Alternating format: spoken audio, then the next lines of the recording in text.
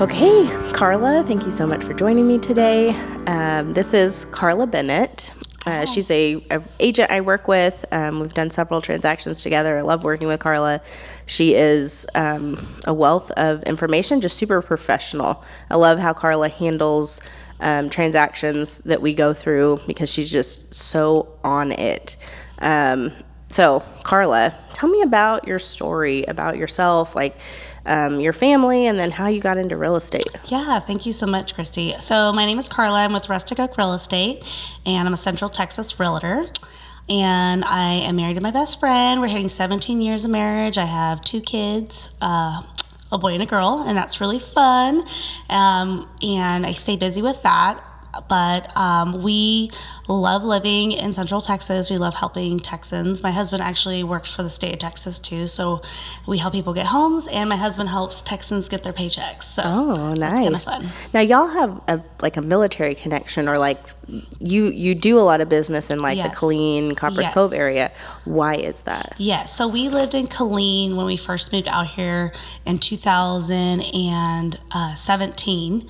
And we really fell in love with the military community and just the whole area. And so I have a lot of friends still, and I just love military families, and I appreciate them, and they do so much for our country, and they sacrifice so much.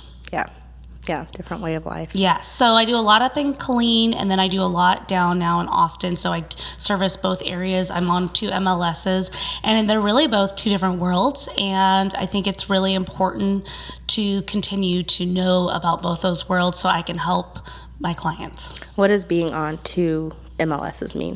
So being on 2 MLSs means I am part of ABOR, which is Austin. That whole area covers tons of counties, and then it kind of cuts off, and then you have Bell County and up, which is all these other counties that are towards Killeen in that area. So I cover, a couple hundreds miles worth of real estate, but so I have to know both areas, but I'm an expert in both, and always still learning, always still growing, always new things, but it's really important to know.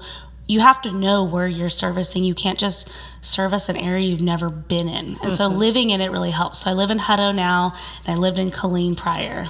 What's your favorite area of all of the different cities that you have done transactions in?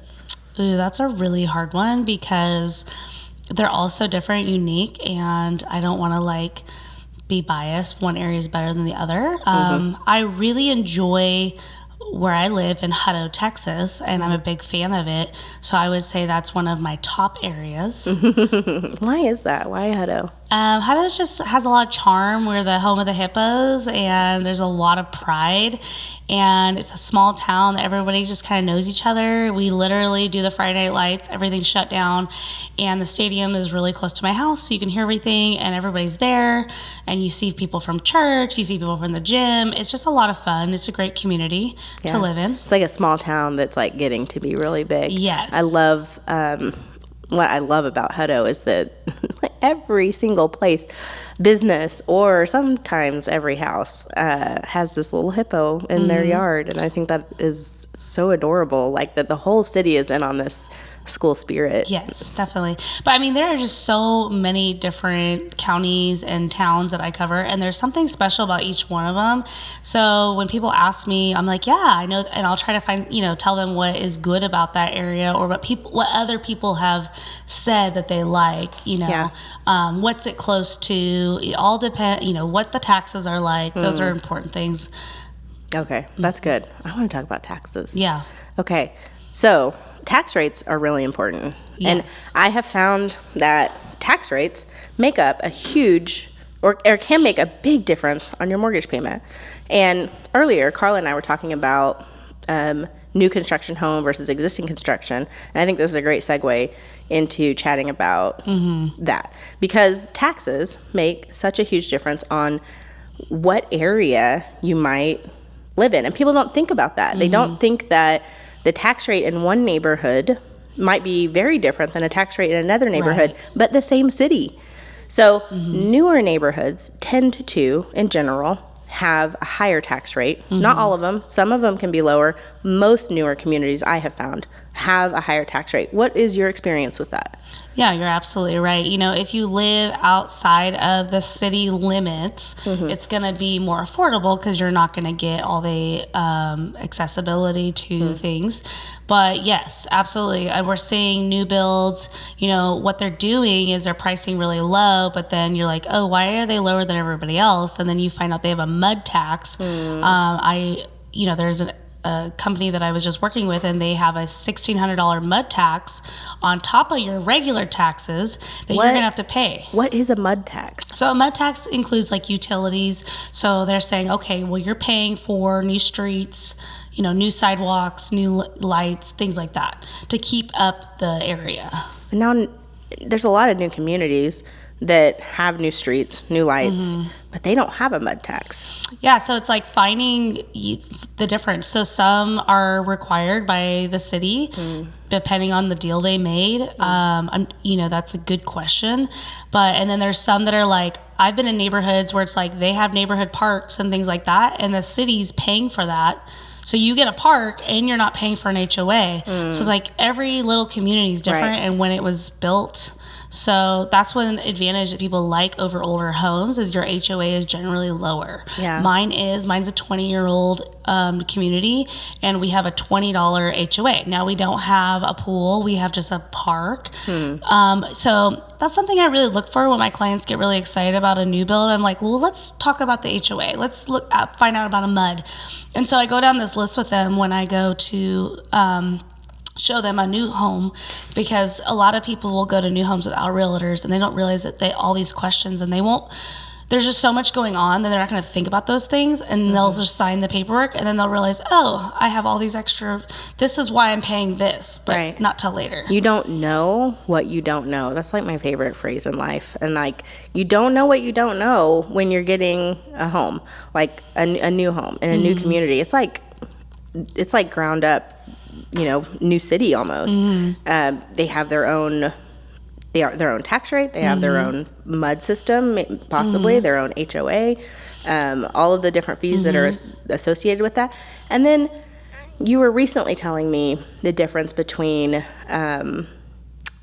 new construction homes and existing construction, existing pre-built homes, in a difference of like pricing. Like we used to see some strong lender incentives with new construction homes. What is the shift now that we're entering the spring of 2024? Yeah, so it just shifted really quickly. This is, in my experience, the quickest I've seen a shift because the interest rates went down almost to 5% within 2 months. So like November and December were the really rough months, and then January, like the lenders are like excited because for the new builds, because they can offer them lower interest rates. And so not everyone's just all excited. Plus it's after the holidays, everybody wants to shop.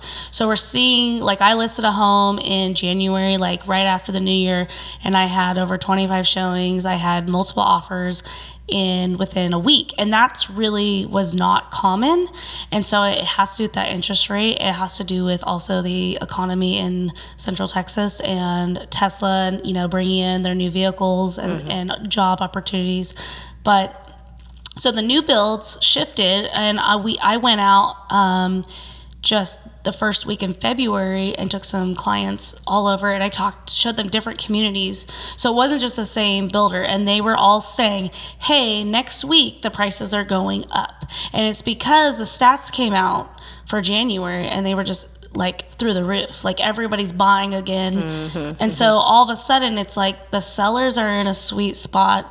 The buyers are still in a sweet spot, but it's starting to shift where it's turning back now a little bit more towards the seller's advantage than it was. It was definitely in the buyer's advantage hardcore 2 months ago.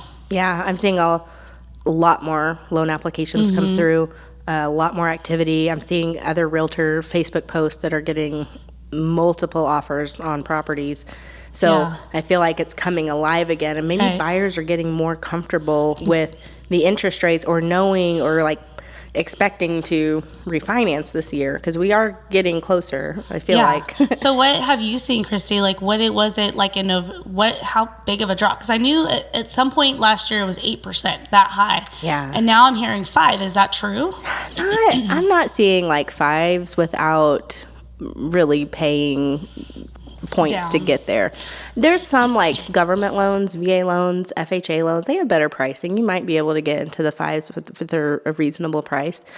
I would say most loans right now are mid 6s, upper 6s. For like a typical purchase, good credit, which is not a bad interest rate. Right. You know, I bought my first house in 2007, and I got a 10-year ARM. So it was fixed for 10 years. It was interest only, and it was 6.375. This was in 2007.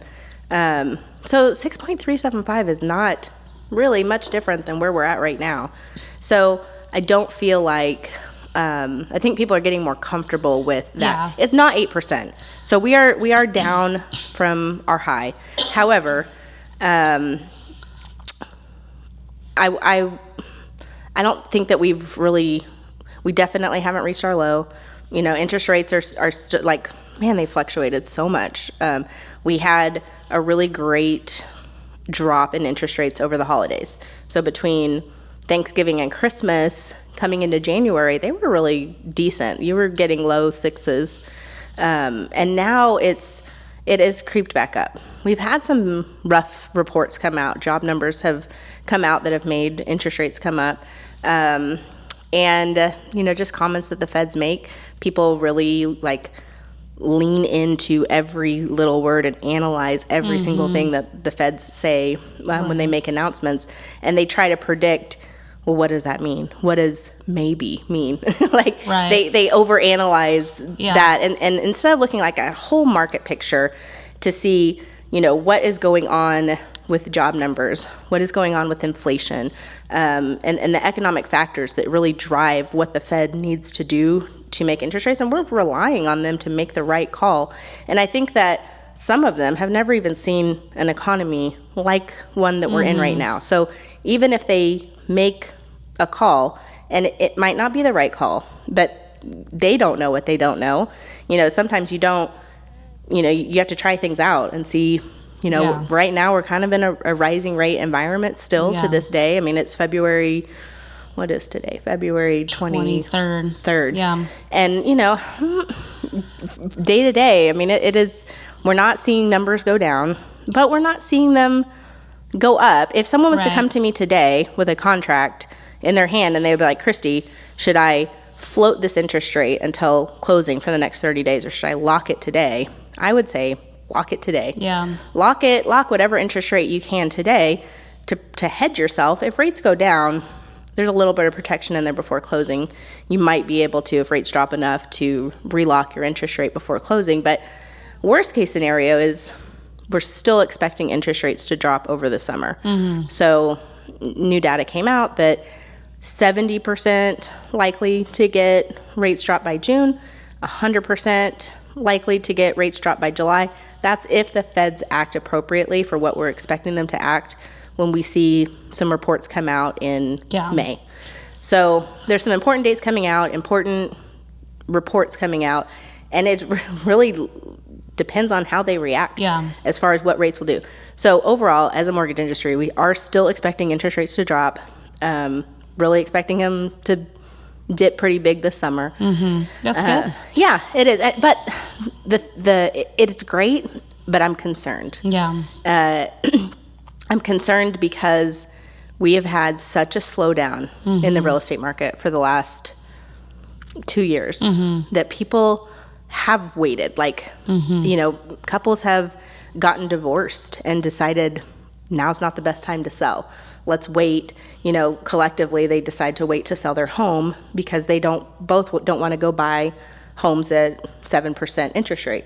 So there's, and not just divorce. I mean, that's just one like random scenario I thought of because I know of a situation like that. But so many people are holding back, expecting rates to drop. But as we're seeing right now, the market is already picking up and rates haven't really made a huge drop. I think rates control people more than it should. I agree. People really need to look at what is going on in their lives. Owning real estate versus renting usually is always the best option because you're going to have more value. I've met so many people that have lived for so long renting and they have no equity, nothing. And they say, I just sold a house to a client. I sold their house and they bought a house 3 years ago, and they did fairly well. And if they were renting, they might have $5,000 in their savings and now they have $90,000. Right. So I really think people need to realize that you can refinance. Don't worry about the rate.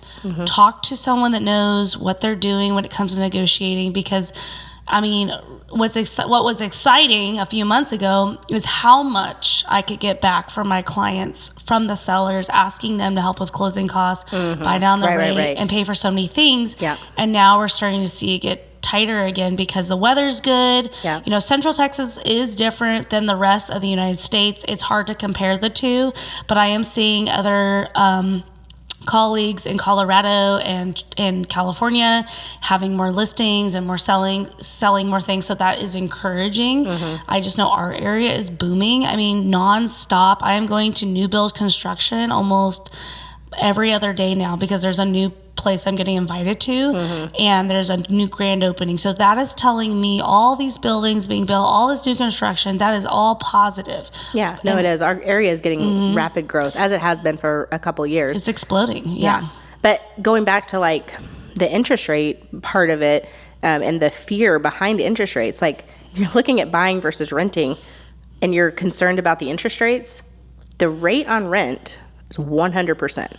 Absolutely. You don't get that money back. You don't. You might pay $50,000 in rent in 12 months. Add up your rent if you're renting. How much are you paying in 12 months? How much of that could have gone down to paying a mortgage, an appreciating asset? And you could write it off on your taxes. I am doing that right now. And if you work from home and you own your own business, there are so many things you can write off. Obviously consult a CPA on these things, which I do, but I put it, I'm putting in sprinklers. I'm going to hand that to my CPA and see what can we do for this? Because that's the outside I'm taking care of it. I store things for real estate in my garage. I can write that off, that storage that's being stored in my garage. So people don't think about these things. And the biggest thing is, this is what I've heard, I've heard a lot this month. Oh, we're renting because we have horrible credit score. Well, what's your credit score?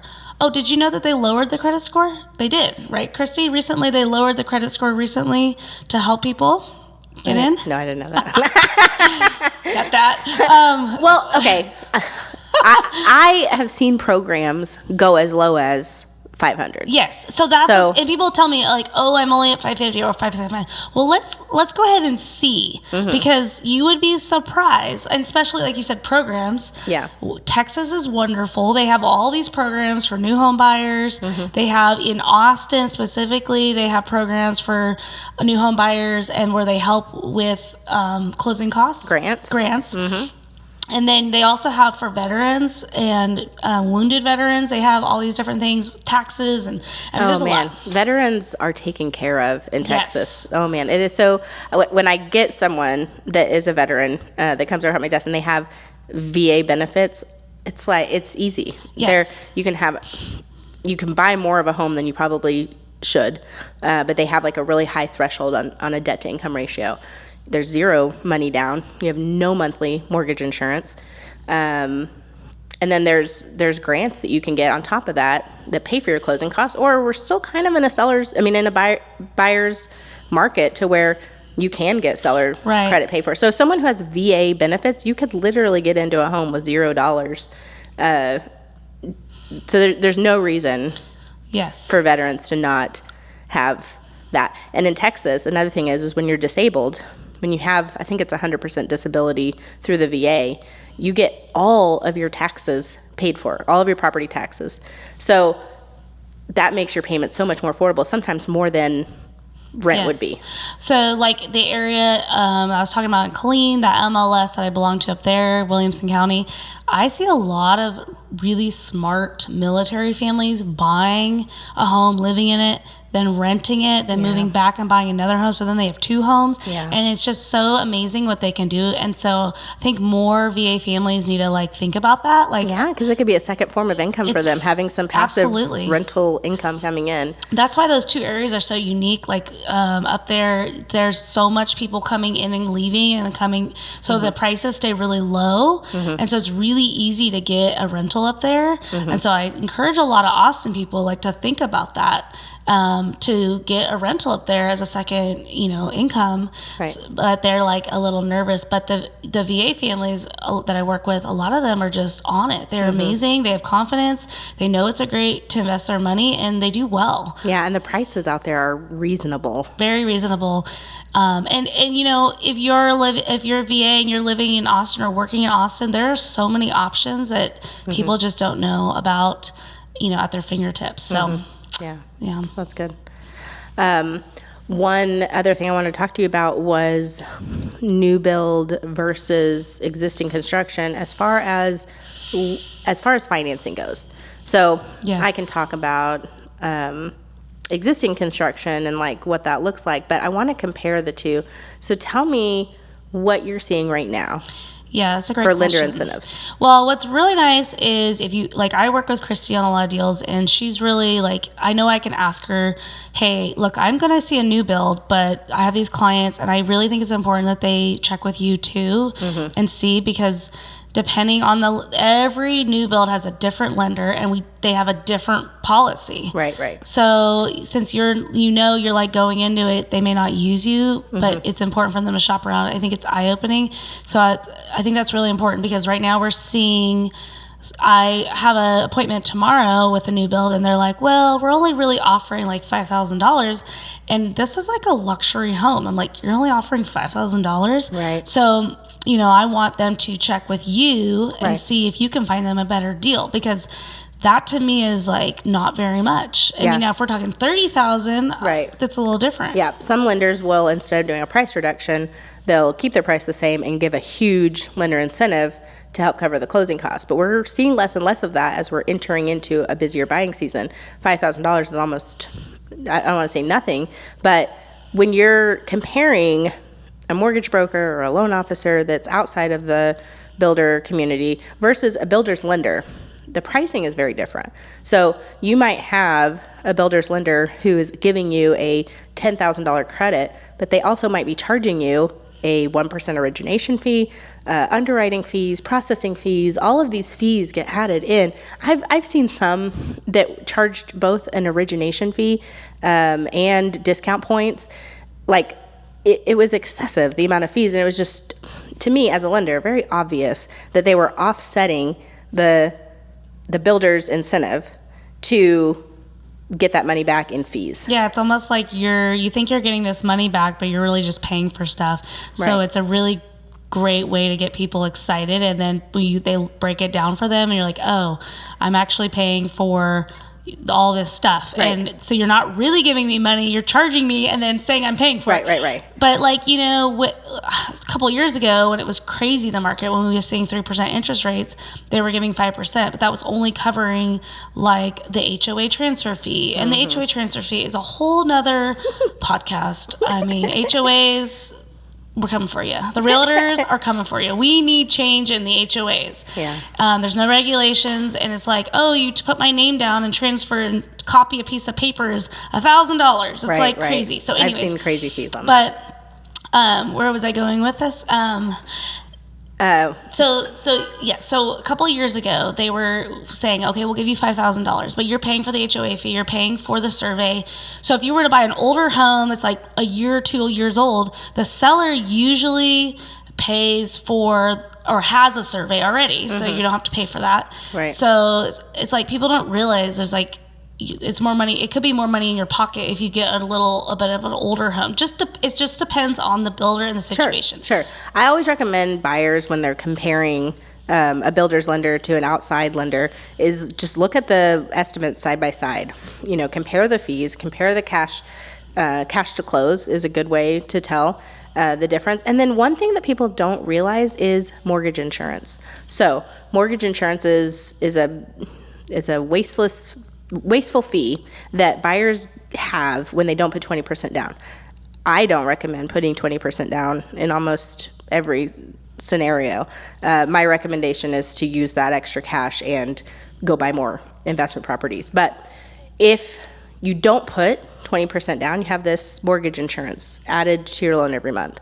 So it's a fee that you have to pay, no benefit to you at all. It's just to the lender or the servicer of the loan for giving you a loan without you putting 20% down, because it's a higher risk loan. So is that for conventional and FHA?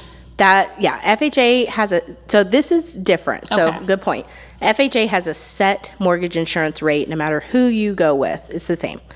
Conventional is different. Conventional varies on how much the mortgage insurance rates are. So one lender may be more than another lender. So when you're comparing new construction to existing, or if you're comparing a new build with like a new build lender with an outside lender, it's not just the fees and the interest rate. You also have to pay attention to the mortgage insurance, because I know in the broker world we have, we have 200 plus lenders that we can choose from, but we have our handful of our favorites. Mm-hmm. And those lenders that we go to have different mortgage insurance rate options for us. So one might have a little bit higher of an interest rate, but cheaper mortgage insurance. Another one might have a little bit higher of an interest rate, but lower mortgage insurance. Yeah. So these are all things you don't know what you don't know. You just think mortgage insurance is going to be the same amount, and it's not. It varies based on the lender that you're with. So say you bring 15%, so as I have clients, they're like close, even myself, I want to buy another investment property. If I have a conventional loan, I have 15%, that's really 5% more I have to continue to pay until that goes away, correct? Well, kind of. So depends on the terms of the mortgage insurance. Most mortgage insurance requires you to keep it for 2 years or naturally pay it down to 80%.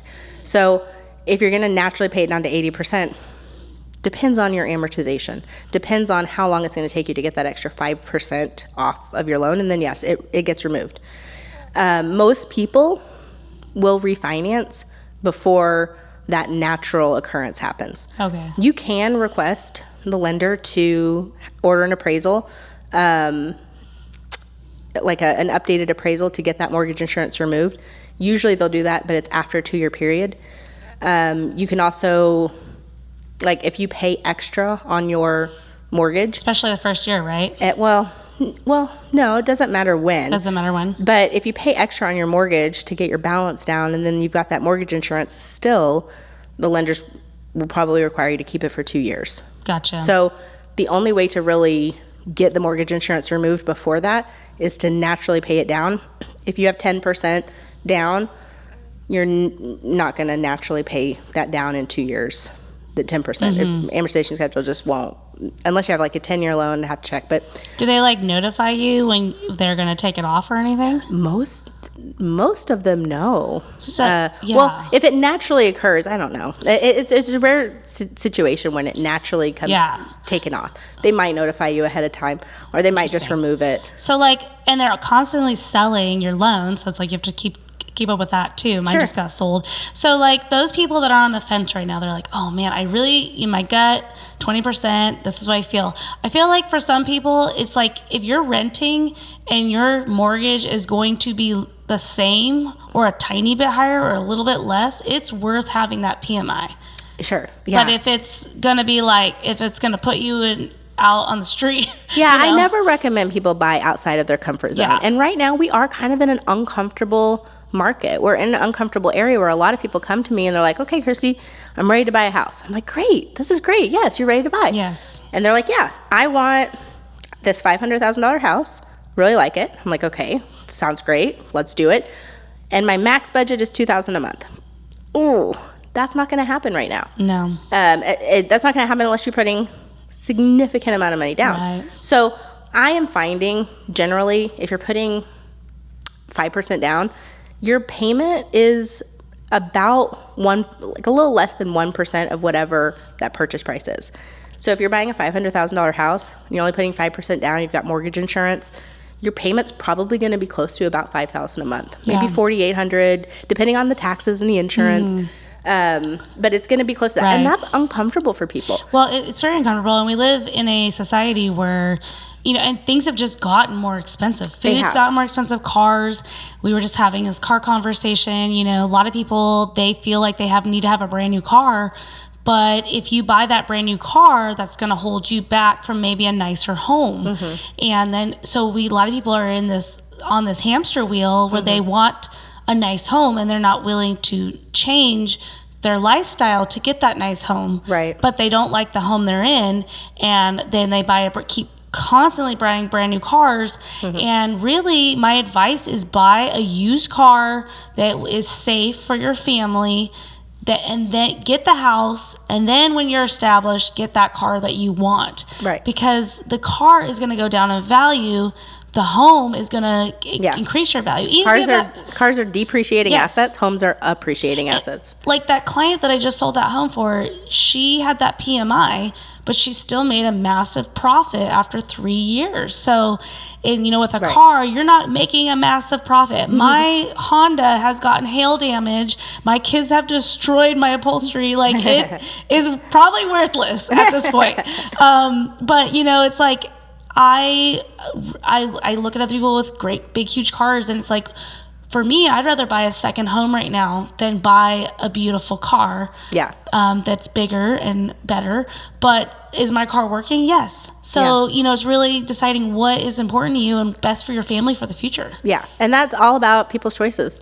Not everybody is going to make those choices. Right. And that's honestly what makes the world go round. That's what gives the ability for, if everyone had that mentality of like saving money and having, more reasonable cars and spending more money in real estate, then you're not going to have people who are able to invest as much in real estate because the market's going to be more competitive. So you have to have that ebbs and flows. And there's just people that aren't going to make those choices, and that's okay. Like if a car is more important right now in your life than a house is, then it is what it is. Absolutely. So, it is uncomfortable right now. We're living uncomfortably, a lot of us. Like, just like you were saying, with inflation, with the cost of food, with the cost of cars, the taxes on properties have gone up quite a bit. Home values have gone up.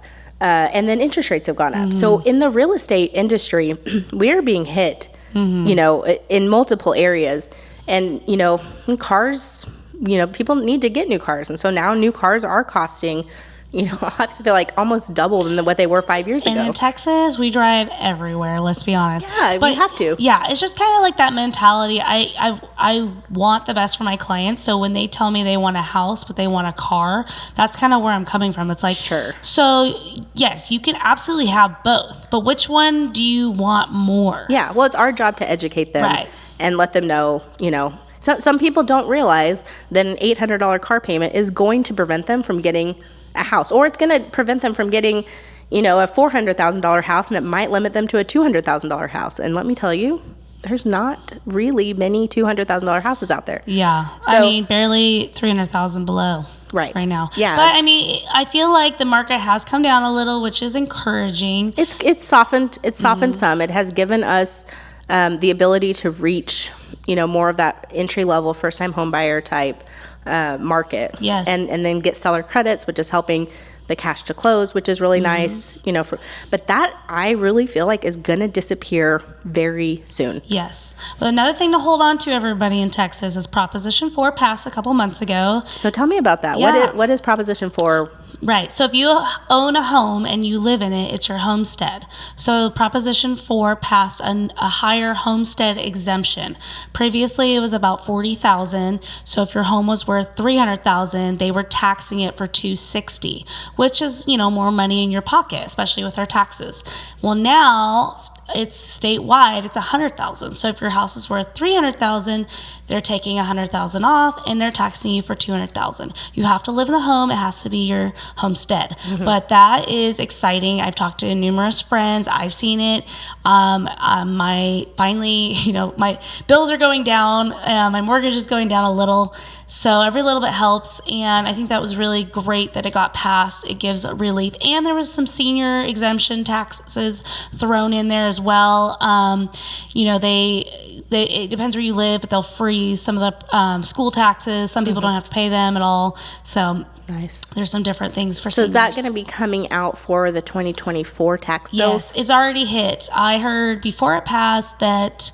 or did it hit 2023 tax bills? I haven't looked I at mine. believe it hit 2023. Okay. You can look it up. I believe that Williamson County already predicted it was going to pass. So when they sent out before it passed the taxes, they had already included that in there.